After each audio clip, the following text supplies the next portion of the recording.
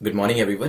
Current affairs की series में 29 of December पे पहुंच चुके हैं और यहाँ पर PIB the Hindu all India radio के जो करंट अफेयर्स हैं उसको एमसीक्यू के थ्रू कवर करेंगे और 10 यहाँ पर टॉपिक्स जो हैं वो हम डिस्कस करने वाले हैं।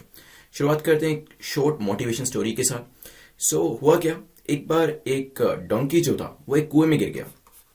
अब यहाँ पर लोगों ने काफी कोशिश करी इसको बाहर निकालने की, लेकिन किसी भी तरीके से वो इसे नहीं निकाल पाए। उन्होंने रस्सी से भी खींचने की कोशिश करी और दूसरे भी काफी सारे यत्न किए, बट बहुत ज्यादा एफर्ट्स करने के बाद भी ये बाहर नहीं निकल पाया। तो यहाँ पर जो इसका ऑनर था तो उसने ये देखा, उसने कहा कि ठीक है, मैं इसे तड़पते हुए मरता नहीं देख सकता, सो बेटर यही रहेगा कि हम इसके ऊपर मिट्टी डाल के इसे दफना देते हैं यहीं पे। ठीक है, तो यहां पर हुआ क्या, उन्होंने बाल्टी भर भर के, जितने भी लोग थे, इस पर मिट्टी डालना शुरू किया। जब भी इसके ऊपर पूरी बाल्टी भर के मिट्टी डाली जाती थी तो जो डंकी था वो उसको छिड़क देता था, वो उसे शेक ऑफ कर देता था और वो मिट्टी नीचे गिर जाती थी। तो अगर ये इस तरीके से कुआ था तो वो अगर इतनी गहराई पे था तो वो मिट्टी को नीचे छिड़क देता था, उसे शेक कर देता था। तो जितनी बाल्टियां डालते गए लोग और जो डोंकी था अंदर, वो उसको मिट्टी को छिड़कता गया, शेक ऑफ करता गया अपनी बॉडी के ऊपर से, और धीरे धीरे धीरे धीरे मिट्टी ऊपर आती गई और साथ में जो डोंकी था वो भी ऊपर आता गया। बाय द इवनिंग वो जो डोंकी था वो बाहर निकल चुका था और ऑलरेडी ग्रेज भी करना उसने शुरू कर दिया था। अब इससे हमें क्या समझ में आता है, देखिए, इस स्पीसीज की तरह हमारी लाइफ में भी काफी बार ऐसी अनएक्सपेक्टेड सी प्रॉब्लम्स आ सकती हैं। तो हमें क्या करना है, तो सबसे पहले तो हमें हार नहीं माननी है। दूसरी चीज ये है कि जो प्रॉब्लम्स हमारे सामने आती है उसे शेक ऑफ करना है और फिर उसके ऊपर स्टेप अप करना है, जैसे कि इस डोंकी ने किया। इसने क्या किया, इसने मिट्टी को शेक ऑफ किया और जब मिट्टी नीचे इकट्ठी होती गई उसके ऊपर वो स्टेप अप करता चला गया और इवेंचुअली कुएं से बाहर निकल आया। सिमिलरली जब हमारी लाइफ में भी प्रॉब्लम्स आती है, हमें उसको भी छिड़क देना है अपने ऊपर से, अपने ऊपर हावी नहीं होने देना है, and definitely we have to learn from them as well. मतलब हमें उसके ऊपर स्टेप अप करना है फाइनली, ताकि हम उस प्रॉब्लम से बाहर निकल के जो भी अपने गोल की तरफ बढ़ रहे हैं कंटिन्यूअसली बढ़ते रहें। तो इस चीज को हमेशा ध्यान रखिएगा, प्रॉब्लम्स आएंगी, सबकी लाइफ में आती हैं, लेकिन उन प्रॉब्लम्स को अपने ऊपर डोमिनेट नहीं होने देना है, रादर उनसे सीख कर आपको आगे बढ़ना है। ध्यान रखिएगा। चलते हैं आगे, अपने टॉपिक्स देख लेते हैं जो जो हम डिस्कस करने वाले हैं। तो यहां पर हम यूरोप के बारे में डिस्कस करेंगे, देन BBX11 जीन इनर लाइन परमिट के बारे में, सौभाग्य स्कीम काफी इंपॉर्टेंट टॉपिक है, इसके बारे में देखेंगे। न्यूक्लियर रिएक्टर के ऊपर भी एक क्वेश्चन हमने बनाया है। तो इन 10 टॉपिक्स को वैसे हम डिस्कस करने वाले हैं आज के लेक्चर के अंदर। चलिए, जो लोग रेगुलर बेसिस पे एमसीक्यू सोल्व करते हैं उनको तो इस चीज के बारे में पता ही है। अदरवाइज जिन लोगों ने नया ज्वाइन किया, फर्स्ट टाइम देख रहे हैं, उनके लिए मैं बता दूं कि यहाँ पर आपको 6 क्वेश्चन मिनिमम कोशिश करनी है करेक्ट करने की, to be in the safe zone, क्योंकि ये आपका सेफ जोन कहलाता है जहां पर आप 6 या 6 से ज्यादा क्वेश्चन को सोल्व करते हैं। नीचे का जो दो ब्रैकेट है ये आपका डेंजर जोन कहलाता है। तो अगर आपके लेस देन 6 मार्क्स आते हैं तो दोबारा से अटेम्प्ट करिएगा और एक्सप्लेनेशन को बिल्कुल ध्यान से सुनिएगा। चलिए आज के पहले क्वेश्चन पे चलते हैं। The first question is about Europe. Europe के लेकर क्वेश्चन है, पूछा गया है और पूछा है कि बताएं इसको लेकर करेक्ट स्टेटमेंट कौन सी है। अब यूरोप को लेकर क्वेश्चन इसलिए पूछा गया क्योंकि यूरोपियन यूनियन खासतौर पे जो ईयू के नेशंस हैं वो एक मास वैक्सीनेशन का पूरा प्रोग्राम जो है उसे रोल आउट करने वाले हैं। न्यूज में दिया हुआ था, इस वजह से इसके ऊपर क्वेश्चन बनाया गया है। तो क्यों ना यूरोप के ऊपर एक ज्योग्राफी रिलेटेड क्वेश्चन बना लिया जाए। तो यहाँ पे पहली स्टेटमेंट इसको लेकर कहती है, it is situated between Ural mountains and Atlantic ocean. Atlantic ocean और यूरल माउंटेन्स के बीच में ये लोकेट करता है। A large part of it lies in the temperate zone. ज्यादातर इसका हिस्सा जो है वो टेम्परेट जोन में फॉल करता है। In the south east Iberian peninsula, जो कि स्पेन और पोर्चुगल से मिलकर बना है। सोचिए क्या आंसर होगा, फिर डिस्कस करते हैं। चलिए एक बार इसकी लोकेशन देख लेते हैं, यूरल माउंटेन कहाँ है, अटलांटिक कहाँ है। चलिए, सो दिस इज ये आपका एशिया है, रशिया है, देन यहां पर आपका पूरा यूरोपियन रीजन आ जाता है। ठीक है, आपका यहां पे अटलांटिक ओशन भी है, यूरल माउंटेन्स भी आपके यहां पे फॉल करते हैं। देन इसको अगर आप मेजर करेंगे तो 35 डिग्री नॉर्थ से 80 डिग्री नॉर्थ तक ये एक्सपेंड करता है। तो लार्जर एरिया, जो लार्ज पार्ट है इसका, वो टेम्परेट जोन के अंदर ही फॉल करता है, ये ध्यान रखिएगा। और अगर हम लॉन्गिट्यूडनली बात करते हैं तो 10 डिग्री वेस्ट से 60 डिग्री ईस्ट तक इसका जो हॉरिजॉन्टल एक्सपेंशन है उसके बारे में भी बात करी जा सकती है। तो ये ध्यान रखिएगा। प्राइम मेरिडियन आपने जरूर पढ़ा होगा ज्योग्राफी के अंदर, वो लंदन से होके जाती है। ये चीज भी इंपॉर्टेंट है, ध्यान रखिएगा। ये कुछ इंपॉर्टेंट चीजें हैं मैप से कंसर्निंग। चलते हैं अपने क्वेश्चन के ऊपर वापस। तो यहाँ पर पहली जो स्टेटमेंट है यूरल माउंटेन और अटलांटिक के बीच में, बिल्कुल करेक्ट है। लार्ज पार्ट इसका टेम्परेट जोन में फॉल करता है, हमने देखा था अभी 35 degree north to 80 degree north. ठीक है, सेकंड स्टेटमेंट भी करेक्ट हो जाती है। In the south west in the Iberian peninsula, जो स्पेन और पोर्चुगल को फॉर्म करता है, वो कहां पर है, देखिए वो साउथ ईस्ट में नहीं है, साउथ वेस्ट में है। दिखा देता हूं एक बार दोबारा से अगर नहीं देखा है तो this is the Spain and Portugal, ये आपका आइबेरियन पेनिनसुला है। ये कौन सी लोकेशन पे है, देखिए ईस्ट वेस्ट नॉर्थ साउथ, तो ये साउथ वेस्ट में है। ठीक है, ध्यान रखिएगा, साउथ ईस्ट में नहीं है। तो जो लोकेशन की सेंस है वो जरूर होनी चाहिए अगर मैप रिलेटेड क्वेश्चन को सोल्व करना है तो। चलिए, तो आंसर क्या हो जाएगा? A will be the correct answer. और ईयू के बारे में क्वेश्चन आप जानते हैं क्यों बनाया गया है। चलिए नेक्स्ट क्वेश्चन पे चलते हैं। विच of the following is correctly matched. तो इकोनॉमी रिलेटेड क्वेश्चन है, काफी बेसिक क्वेश्चन है, आपको एनसीईआरटी में भी मिल जाएगा, बट क्योंकि कंसर्निंग इसके कुछ आर्टिकल दिया हुआ था न्यूज़पेपर के अंदर, इसी वजह से इस पे क्वेश्चन बनाया गया। चलिए देखते हैं क्या चीज पूछी गई है यहाँ पे oligopoly, monopolistic, perfect, different type की मार्केट्स होती हैं, हम जानते हैं, उनके बारे में पूछा है कि इसका मतलब क्या होता है। ओलिगोपोली के अंदर there is no one big seller with any significant influence on the market. तो यहाँ पे कोई एक बड़ा सेलर नहीं होता है जिसका बहुत ज्यादा डोमिनेशन हो मार्केट के ऊपर। May be monopolistic, the products are similar but all sellers sell slightly differentiated products. तो इसमें ज्यादातर जो प्रोडक्ट्स होते हैं सेम नहीं बट सिमिलर होते हैं और स्लाइटली डिफरेंशिएटेड प्रोडक्ट्स को यहाँ पे सेल किया जाता है। परफेक्ट में क्या होता है, there are various barriers to entry in the market and new firms find it difficult to establish themselves. तो इसमें क्या होता है, नए प्लेयर्स जो है उनके आने में थोड़ी सी कठिनाई होती है, उनको एंट्री करने में परेशानी होती है। सोचिए फिर डिस्कस करते हैं। चलिए देखिए, जब हम परफेक्ट मार्केट की बात करते हैं, जिसे परफेक्ट कंपटीशन भी कहते हैं, so there is no one big seller with any significant influence on the market, क्योंकि कोई भी बड़ा प्लेयर इसमें नहीं होता है। परफेक्ट कंपटीशन ऐसा ही तो होता है। परफेक्ट कंपटीशन किसे कहेंगे? मान लीजिए मैं कहता हूं कि आपका और आपके जितने भी फ्रेंड्स हैं उनका परफेक्ट कंपटीशन है, क्योंकि आप सभी ऑलमोस्ट बराबर की कैपेसिटी के हैं। अगर बराबर का स्किल है, बराबर की कैपेसिटी है, बराबर की इंटेलिजेंस है, तो डेफिनेटली वो एक परफेक्ट कंपटीशन कराएगा। अगर इम्परफेक्ट कहेंगे तो कैसे होगा? जहां पर कोई बराबर ही नहीं है उसे कहेंगे इम्परफेक्ट कंपटीशन। समझ में आ रहा है? जैसे चलिए मैं आपको एक क्रिकेट के एग्जांपल से समझाता हूं।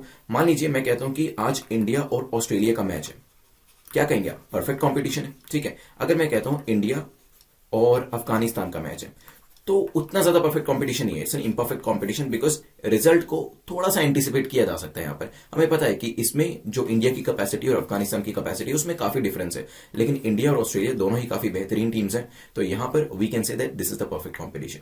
चलिए, आप हो सकता है इस चीज में डिफरेंट राय रखते हो, but this is what my very little cricket knowledge says. चलिए चलते हैं यहां पर।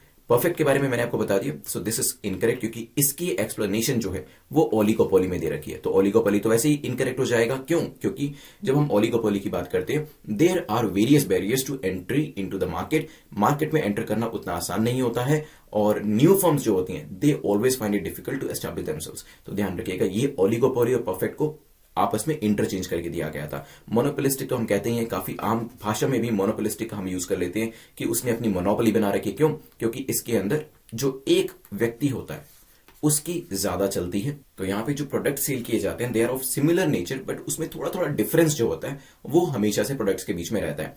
आप मुझे ओलिगोपोली, मोनोपोलिस्टिक, परफेक्ट के एग्जांपल जो है वो जरूर दीजिएगा कमेंट सेक्शन के अंदर। चाहे तो जो आजकल की फर्म्स हैं, जैसे फेसबुक है, ट्विटर है, या फिर रिलायंस है, जियो है, इन सब के एग्जाम्पल देंगे तो और भी अच्छे से आपको ये चीज हमेशा याद जाएंगी। आप कॉमेंट सेक्शन में आंसर करिएगा, और मैं कोशिश करूंगा ज्यादा से ज्यादा लोगों को रिप्लाई करने की कि कौन सा आंसर सही है और कौन सा नहीं है। एंड डेफिनेटली कोशिश करूंगा कि आंसर को पिन भी कर दूं इस चीज के लिए। चलिए चलते हैं, यहां पर हमने डिफरेंट टाइप्स की इकोनॉमीज जो थी उसके बारे में पढ़ लिया है। अब चलते हैं नेक्स्ट क्वेश्चन के ऊपर। नेक्स्ट क्वेश्चन बात करता है कुतनाद एग्रीकल्चर सिस्टम के बारे में। कुतनाद एग्रीकल्चर सिस्टम के बारे में पूछा है कि बताएं करेक्ट स्टेटमेंट कौन सी है। पहली स्टेटमेंट कहती है it is the only system in India that favours rice cultivation below sea level. तो ये यूनिक पॉइंट है काफी, तभी शायद क्वेश्चन बनाया गया इसके ऊपर कि ये अपने आप में अकेला ऐसा सिस्टम है जहां पर राइस कल्टीवेशन को सी लेवल से नीचे भी कल्टीवेट करने के लिए कहा जाता है। The agriculture landscape is divided into 3 structures. इसमें जो एग्रीकल्चर लैंडस्केप होता है उसको 3 भागों में डिवाइड किया जाता है। It is part of a globally important agriculture heritage system. तो ये आपका एग्रीकल्चर हेरिटेज सिस्टम के अंदर भी आता है। न्यूज में क्यों था अभी बताऊंगा, पर पहले सोचिए इसके बारे में, फिर कुतनाद एग्रीकल्चर सिस्टम के बारे में डिस्कशन करेंगे। चलिए, तो रिसेंटली मास डेथ हुआ है डक्स का।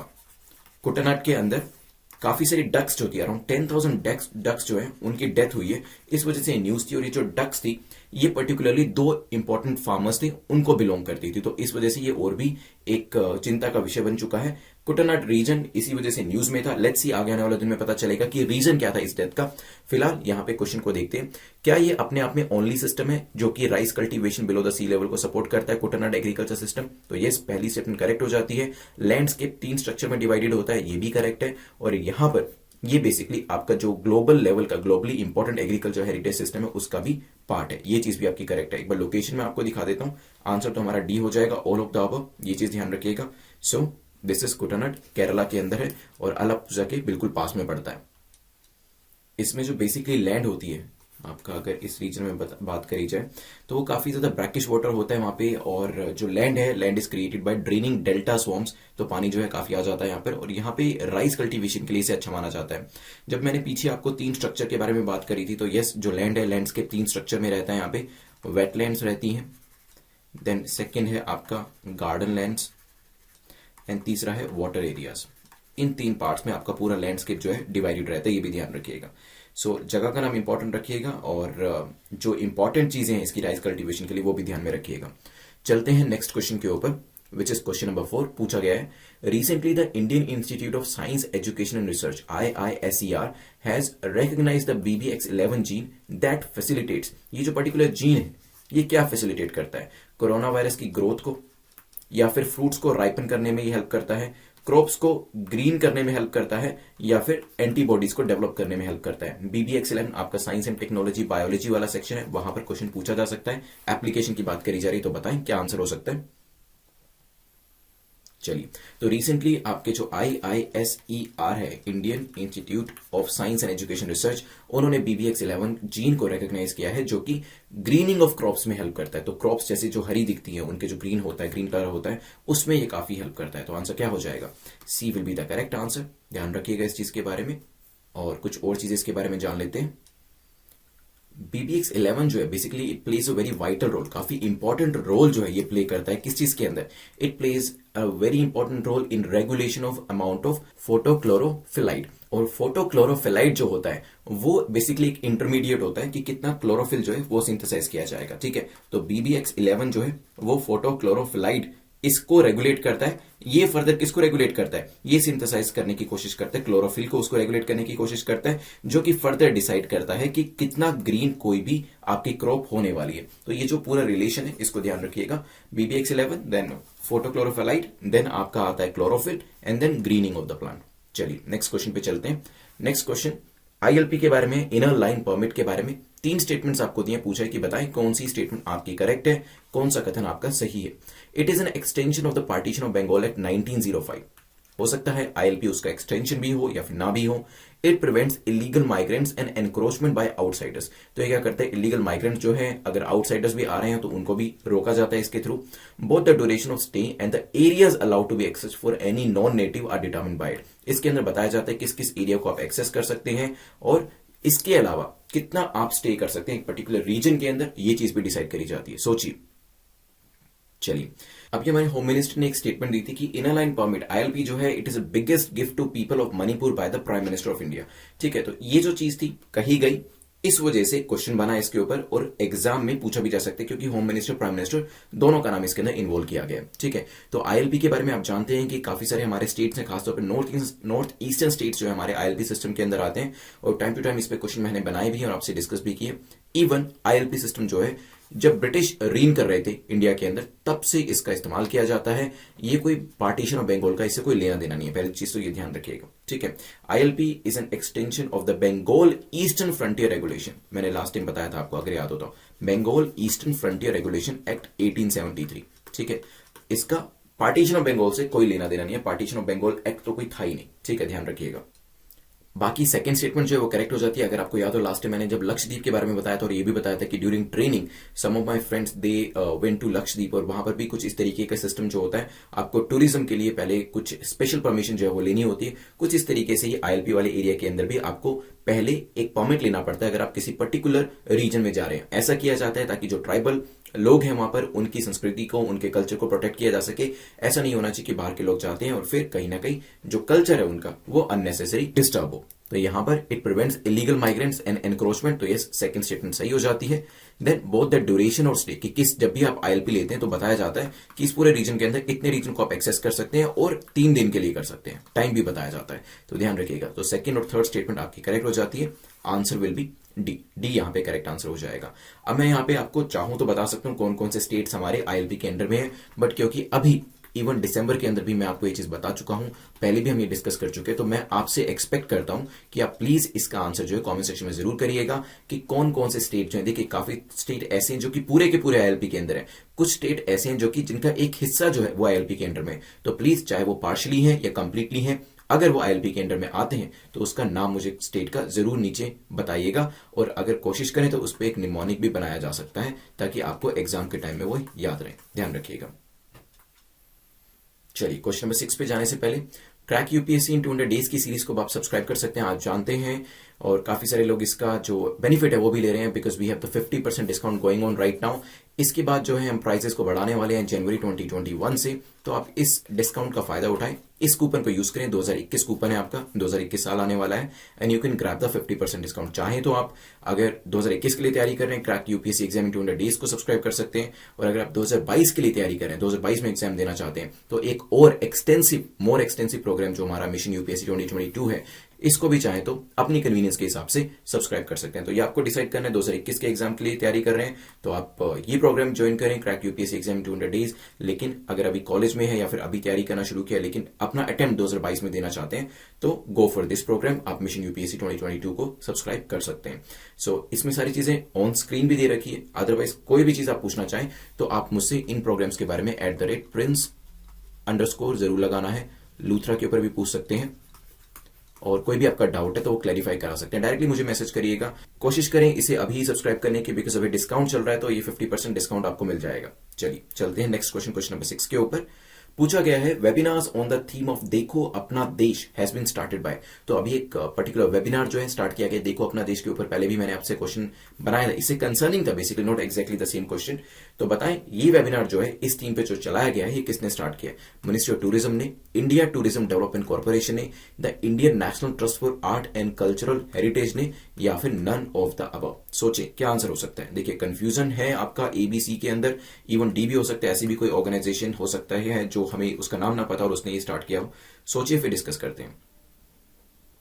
चलिए, तो मिनिस्ट्री ऑफ टूरिज्म जो है उसने देखो अपना देश वेबिनार जो है वो स्टार्ट किया है on secrets and delights of Indian cuisine के ऊपर। तो ध्यान रखिएगा, ए इज द करेक्ट आंसर। तो देखो अपना देश टूरिज्म मिनिस्ट्री के द्वारा स्टार्ट किया गया है। इंपॉर्टेंट चीजें इसके अंदर जो है हमारी खासतौर पर कुजीन के ऊपर ध्यान दिया जाएगा, और इस तरीके के जो प्रोग्राम है मुझे लगता है कि बाकी एरियाज के लिए भी स्टार्ट करने चाहिए ताकि टूरिज्म को बढ़ावा दिया जा सके। आई होप हमारी मिनिस्ट्री जो है इस चीज के लिए काफी सारे प्रोग्राम्स कर भी रही होगी। चलते हैं नेक्स्ट क्वेश्चन के ऊपर। नेक्स्ट क्वेश्चन हमारा बात करता है question number 7, which of the following statement is और आर इनकरेक्ट पूछा। तो सबसे पहले इनकरेक्ट को आप अंडरलाइन करें या फिर इसे सर्कल में डालें ताकि आपसे गलत आंसर ना हो जाए, गलत इन द मैनर कि आप इसे सही अज्यूम करके यहाँ पे सही वाले को टिक करके और फिर आंसर को ना चूज कर लें। इनकरेक्ट पूछा है सौभाग्य स्कीम को लेकर, देखते हैं क्या है ये। Free electricity connection to all household in the rural areas and poor families in urban areas will be provided under this scheme, हो सकता है। Second, the prospective beneficiary household for the electricity connection under the theme would be identified using socio-economic class census 2011 के data के हिसाब से। All discoms जो भी आपकी डिस्ट्रीब्यूशन कंपनीज हैं including private sector distribution companies shall not be eligible for financial assistance। तो उनको यहाँ पर फाइनेंशियल असिस्टेंस जो है वो भी नहीं दी जाएगी। आप जानते हैं पहले से इलेक्ट्रिसिटी सेक्टर हमारा लॉस में चल रहा है। सोचिए क्या आंसर हो सकता है, फिर देखते हैं।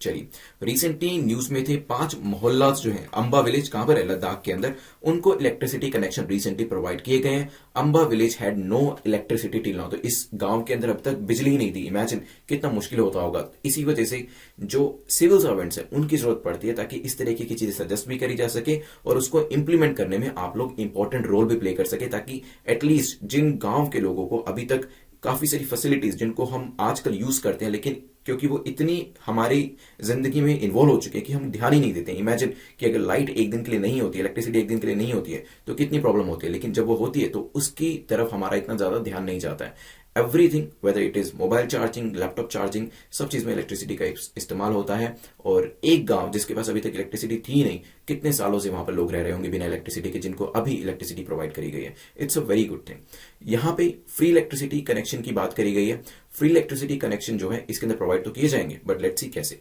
देखिए, पहले तो ऑल डिस्ट्रीब्यूशन कंपनीज, चाहे वो प्राइवेट सेक्टर की क्यों ना हो, state power departments, RE cooperative societies, they all are eligible for financial assistance, क्योंकि फाइनेंशियल असिस्टेंस नहीं देंगे अंडर द दीनदयाल उपाध्याय ग्राम ज्योति योजना। ठीक है, इसके अंदर अगर हम असिस्टेंस नहीं देते हैं तो प्रॉब्लम हो जाएगा पूरी की पूरी स्कीम्स को इंप्लीमेंट करने के लिए। तो यहाँ पे तीसरी स्टेटमेंट तो आपकी इनकरेक्ट हो जाती है। ठीक है, अब आते हैं फर्स्ट और सेकंड स्टेटमेंट के ऊपर। तो free electricity connection to all the household rural areas के अंदर, पुअर फैमिलीज के अंदर, इन अर्बन एरियाज के अंदर दिए जाएंगे। तो yes, this is correct and they all will be provided.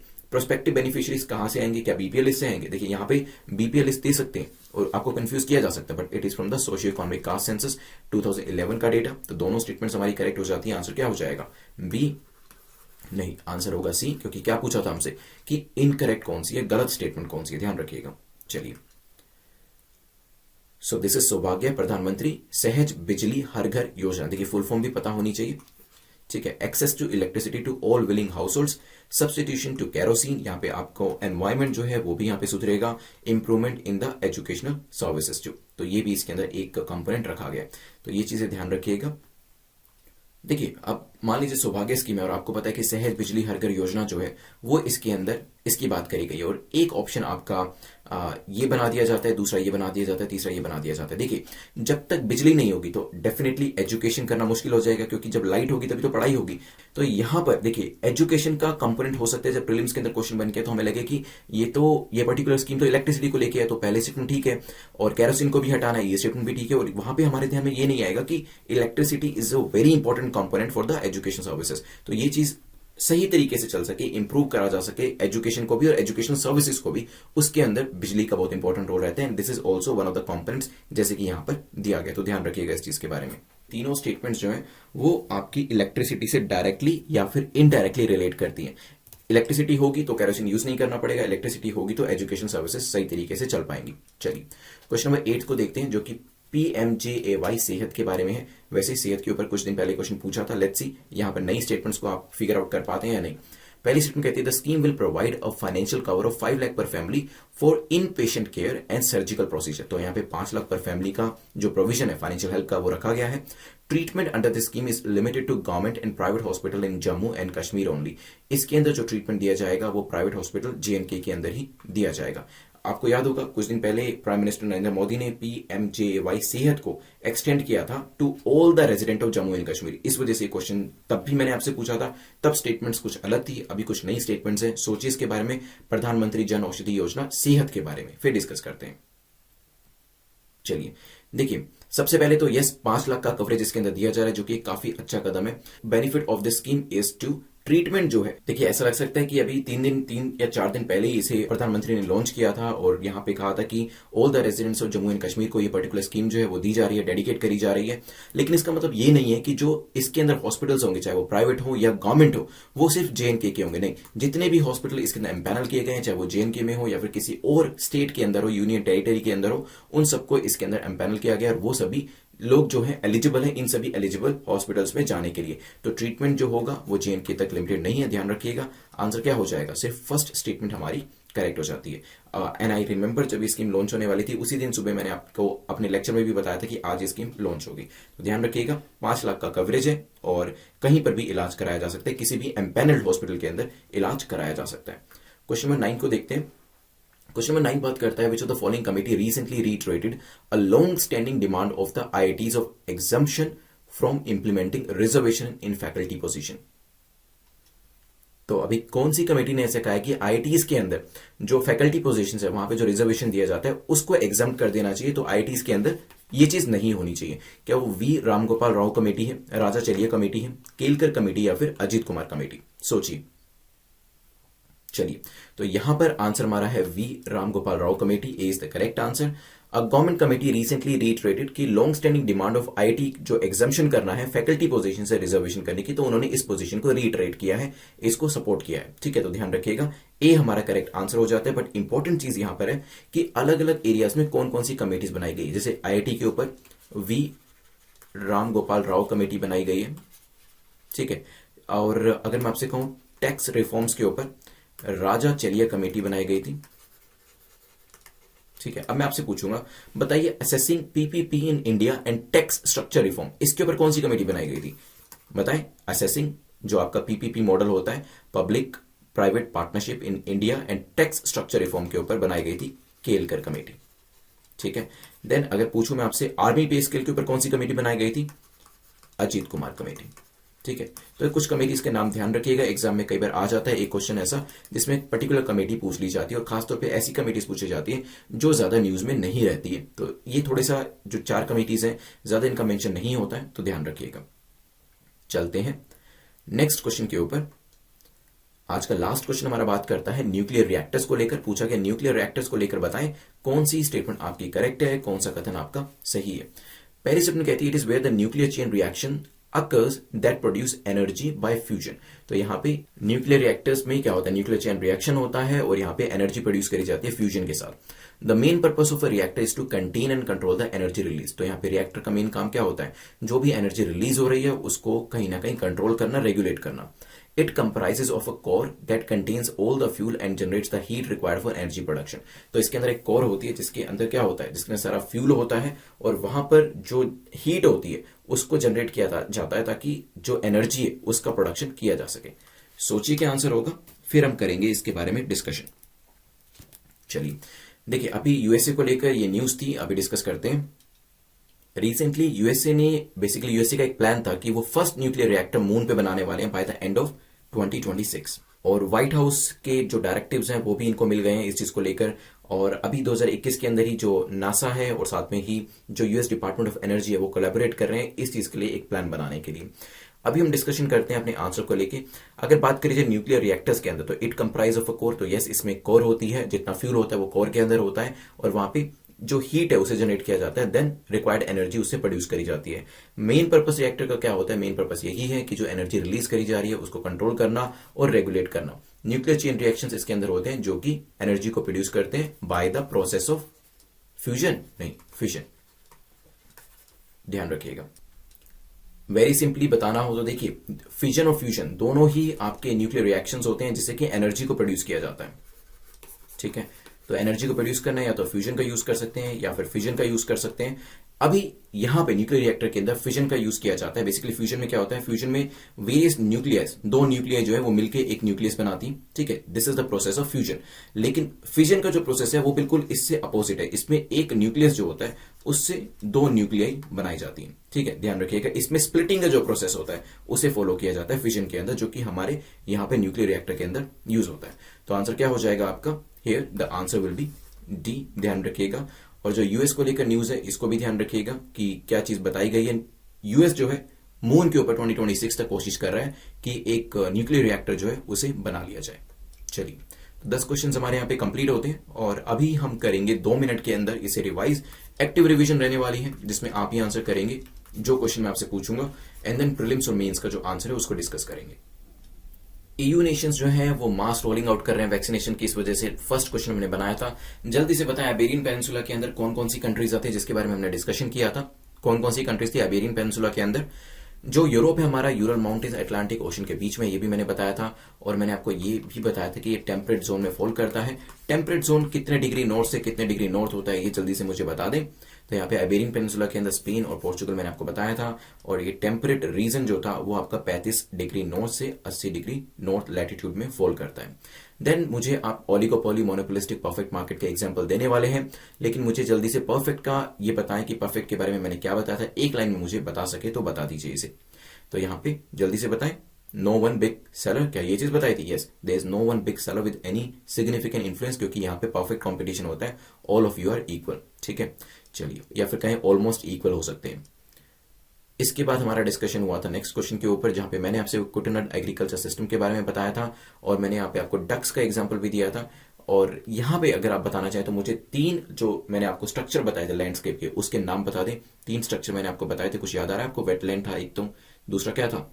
Yes, garden था एक, गार्डन लैंड्स। थर्ड कौन सा था? Water areas. ध्यान रखिएगा। कुटनट कहाँ फॉल करता है जल्दी से बताएं। कौन सा स्टेट था कुटनट के, कहां पे फॉल कर रहा था? तमिलनाडु के अंदर या केरला के अंदर? Yes, this is the correct answer, Kerala के अंदर। BBX11 जीन जो था इसके बारे में डिस्कशन हुआ था, किस चीज के लिए रिस्पॉन्सिबल होता है जल्दी से बताएं। अभी जो रिसर्च के द्वारा निकाला गया IISER के द्वारा, सो ग्रीनिंग ऑफ द क्रॉप के लिए ये एक इंपॉर्टेंट यहां पर स्टडी करी गई थी। देन ILP के लिए मुझे जल्दी से स्टेट्स के नाम चाहे तो बता सकते हैं, जल्दी से नॉर्थ ईस्टर्न स्टेट्स के नाम बताएं, अदरवाइज कमेंट सेक्शन में भी जरूर बताइएगा। इलीगल माइग्रेंट्स को रोकने के लिए होता है, और यहाँ पे ड्यूरेशन ऑफ स्टे, कितने दिन तक यहाँ पे रुका जा सकता है, किस एरिया को एक्सेस किया जा सकता है, इसके बारे में भी ऑलरेडी इस चीज में बताया जाता है, इंफॉर्मेशन दी जाती है। Then we discussed about question number 6 जो हमने डिस्कशन किया था। क्वेश्चन नंबर 6 हमारा था, देखो अपना देश के बारे में कौन सी मिनिस्ट्री इसके साथ इन्वॉल्व है, जल्दी से बताएं कौन सी मिनिस्ट्री थी। और कुजीन जो है इस बार का हमारा एरिया है और मिनिस्ट्री ऑफ टूरिज्म के द्वारा इसे ऑर्गेनाइज किया गया, ध्यान रखिएगा। देखो अपना देश वेबिनार। देन हमने डिस्कशन किया था सौभाग्य स्कीम के ऊपर। 3 मुझे कंपोनेंट इसके बता दें, मेंस के लिए भी इंपॉर्टेंट है, प्रीलिम्स के लिए भी इंपॉर्टेंट है। 3 कंपोनेंट्स मुझे बता दें और ये भी बताएं कि क्या बीपीएल डेटा को यूज किया जाता है या फिर सोशियो इकोनॉमिक कास्ट सेंसस को इसके अंदर यूज किया जाता है। डिस्ट्रीब्यूशन कंपनीज जो है इनको फाइनेंशियल हेल्प गवर्नमेंट के द्वारा दी जा रही है और यहाँ पे पुअर फैमिलीज को, अर्बन एरियाज को यहाँ पर ये जो particular facility free electricity connections की है वो प्रोवाइड करी जा रही है। और अभी रिसेंटली लद्दाख के अंदर अंबा विलेज के अंदर जो इलेक्ट्रिसिटी है वो इस गांव को प्रोवाइड करी गई है, इस वजह से न्यूज में थी। और 3 कंपोनेंट्स है, इलेक्ट्रिसिटी का, केरोसिन हटाने का एंड एजुकेशन सर्विसेज का। तो ये सब चीजें हमने डिस्कस करी थी। इसके बाद हमारा डिस्कशन हुआ था पीएमजेएवाई सेहत के बारे में। तो यहाँ पे कौन सा स्टेट इन्वॉल्व था जल्दी से मुझे बताएं। एक पर्टिकुलर स्टेट जो है यहाँ पे मैंने आपको नाम बताया था जहां पर इस स्कीम को डेडिकेट किया गया था अभी कुछ दिन पहले। तो यहाँ पे स्टेट नहीं है, इट्स अ यूटी जेएनके, ध्यान रखिएगा। और स्कीम जो है 5 लाख का कवरेज यहाँ पर दिया जा रहा है। चलिए देन क्वेश्चन नंबर 9 में हमने डिस्कशन किया था, जो आप मुझे बता सकते हैं। आईआईटी के ऊपर एक पर्टिकुलर कमेटी बनाई गई थी, उस कमेटी का नाम जल्दी से बता दें, क्या था कमेटी का नाम।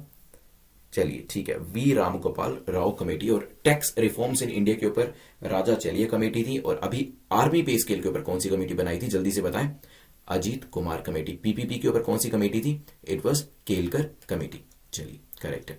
देन 10th क्वेश्चन में न्यूक्लियर रिएक्टर के बारे में जल्दी से बताएं, फ्यूजन यूज किया जाता है या फिजन यूज किया जाता है। स्प्लिटिंग मैंने आपको बताया था, स्प्लिटिंग ध्यान रखिएगा क्या था इसके अंदर। यूएसए के बारे में भी मैंने आपको न्यूज दी थी कि क्या किया जा रहा है यूएसए के द्वारा। यस, इसके अंदर फिजन को यूज किया जाता है, स्प्लिटिंग को यूज किया जाता है। तो 10 क्वेश्चन हमारे कंप्लीट होते हैं। आप करेंगे प्रीलिम्स के क्वेश्चन का answer to win the free PDF. वो क्या है, सतकोसिया टाइगर रिजर्व कहां पे लोकेट करता है, लोकेशन बता दें मुझे इसकी, क्योंकि अभी नेशनल टाइगर कंजर्वेशन अथॉरिटी ने इस स्टेट को कहा था कि टूरिज्म की वजह से जो आपका सतकोसिया टाइगर रिजर्व है इस पे बुरा प्रभाव पड़ा है, इसके ऊपर एक रिपोर्ट सबमिट करो। तो यहाँ पे स्टेट का नाम मुझे जरूर जरूर जरूर बताइएगा कमेंट सेक्शन के अंदर, इससे आपको भी याद रहेगा। चाहे तो अभी लाइव सेक्शन में भी बता सकते हैं। अभी मैं आपको मेंस का जो क्वेश्चन है वो देने वाला हूं। मेंस का क्वेश्चन जो आपको आंसर करना है, how Saubhagya scheme will help in changing the socio economic condition of our villages. तो हमारे विलेज की जो सोशियो इकोनॉमिक कंडीशन है उसको बदलने में सौभाग्य स्कीम कैसे हेल्प कर सकती है, एनालाइज करिए इसको। जो सेकंड चैनल है यूट्यूब के ऊपर एनसीईआरटीज के लिए, नेटवर्क यूपीएससी, उसका लिंक नीचे डिस्क्रिप्शन में दिया गया है, उसे ज्वाइन कर सकते हैं वहां से आप। और जो लास्ट में क्वेश्चन पूछा था ईशा रावत ने उसका करेक्ट आंसर दिया। तो ईशा आप मुझे @prince_luthra पे बता दीजिएगा कि आपको जो पीडीएफ चाहिए वो हिंदी में चाहिए या इंग्लिश में, और कमेंट सेक्शन में अपने मार्क्स को जरूर लिखिएगा। और जो टेलीग्राम है उसके ऊपर आपको पीडीएफ इसकी मिल जाएगी जिसे आप रिवाइज कर सकते हैं। Thanks for watching, I will see you tomorrow, have a nice day.